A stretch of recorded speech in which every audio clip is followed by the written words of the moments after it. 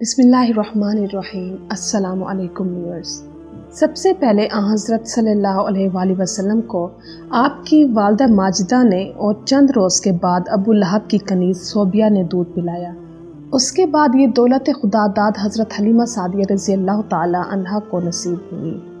Viewers, जैसा कि शुरफ़ा अरब की आम आदत थी कि बच्चों को दूध पिलाने के लिए कुर्बो जवार के देहात में भेज देते थे, जिससे बच्चों की जिस्मानी सेहत भी अच्छी हो जाती थी और वो खालिस अरबी भी सीख जाते थे। और इसलिए गांव की औरतें अक्सर शहरों में शीर ख्वार बच्चे लेने के लिए जाया करती थीं। हज़रत हलीमा सादिया रज़ी अल्लाह ताला अन्हा का बयान है कि मैं ताइफ से बनी साद की औरतों के हमरा दूध पीने वाले बच्चों की तलाश में मक्का को चली। उस साल कहत था, मेरी गोद में एक बच्चा भी था, मगर फ़क्र फाका की वजह से इतना दूध ना था जो उसको काफ़ी हो सके। रात भर वो भूख से तड़पता था और हम उसकी वजह से बैठकर रात गुजारते थे।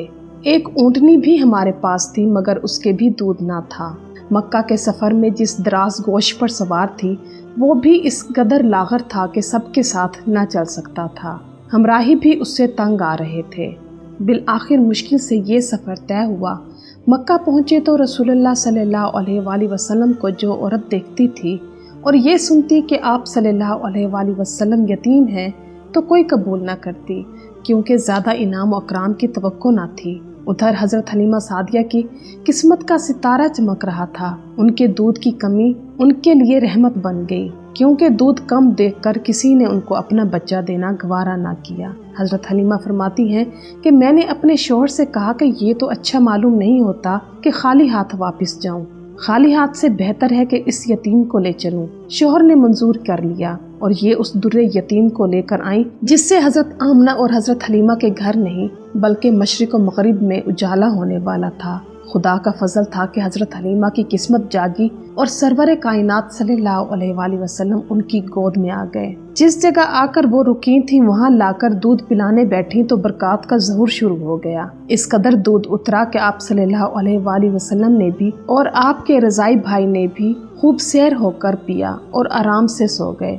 उधर ऊँटनी को देखा तो उसके थन दूध से लबरेज थे। मेरे शोहर ने उसका दूध निकाला और हमने सैर होकर पिया। रात भर आराम से गुजरी। मुद्दतों बाद ये पहली रात थी कि हम इत्मीनान के साथ खूब जी भर कर सोए।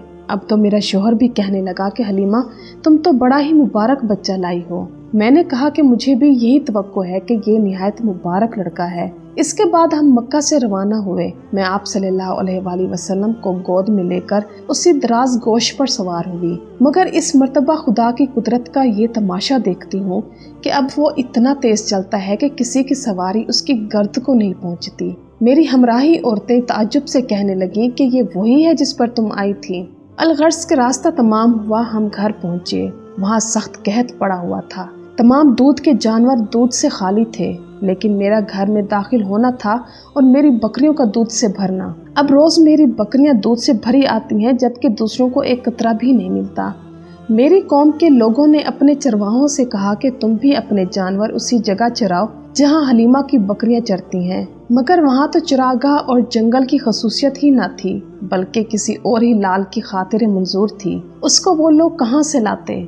चुनाचे एक ही जगह चरने के बाद भी उनके जानवर दूध से खाली और मेरी बकरियां भरी हुई आती थीं। इसी तरह हम बराबर आप सल्लल्लाहु अलैहि वसल्लम की बरक़ात का मुशाहिदा करते रहे, यहाँ तक कि 2 साल पूरे हो गए और मैंने आप सल्लल्लाहु अलैहि वसल्लम का दूध छुड़ा दिया। हज़रत हलीमा सादिया रज़ी अल्लाह ताला अन्हा का बयान है कि जिस वक्त आप सल्लल्लाहु अलैहि वसल्लम का दूध छुड़ाया तो ये कलमात आप सल्लल्लाहु अलैहि वसल्लम की ज़ुबान पर जारी हुए, अल्लाहु अकबर कबीरन वल्हम्दुलिल्लाहि हम्दन कसीरन व सुब्हानल्लाहि बुकरतन व असीला। ये आप सल्लल्लाहु अलैहि वसल्लम का सबसे पहला कलाम था। आप सल्लल्लाहु अलैहि वसल्लम की नशोनुमा बाकी सब बच्चों से बहुत अच्छी थी कि 2 साल ही में आप अच्छे खासे बड़े मालूम होने लगे। अब हम हस्बे कायदा आप सल्लल्लाहु अलैहि वसल्लम की वालदा के पास लाए, मगर आप सल्लल्लाहु अलैहि वसल्लम की बरक़ात की वजह से आप सल्लल्लाहु अलैहि वसल्लम को छोड़ने को जी ना चाहता था। इत्तफ़ाक़न उस साल मक्का में ताउन फैल रहा था। हम वबा का बहाना करके फिर आप सल्लल्लाहु अलैहि वसल्लम को अपने साथ वापस ले आए। आप सल्लल्लाहु अलैहि वसल्लम हमारे पास रहे, बाहर निकलते और लड़कों को खेलते हुए देखते थे, मगर खुद अलहदा रहते थे। एक रोज़ मुझसे फरमाने लगे कि मेरे दूसरे भाई दिन भर नज़र नहीं आते, वो कहाँ रहते हैं? मैंने कहा कि बकरियां चराने जाते हैं।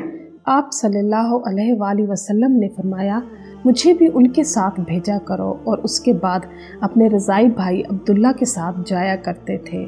एक मर्तबा दोनों मवेशियों में फिर रहे थे कि अब्दुल्ला दौड़ते और हाँफते हुए घर पहुँचे और अपने बाप से कहा कि मेरे कुरैशी भाई को 2 सफ़ेद कपड़े वाले आदमियों ने पकड़कर लिटाया और शिकम चाक कर दिया।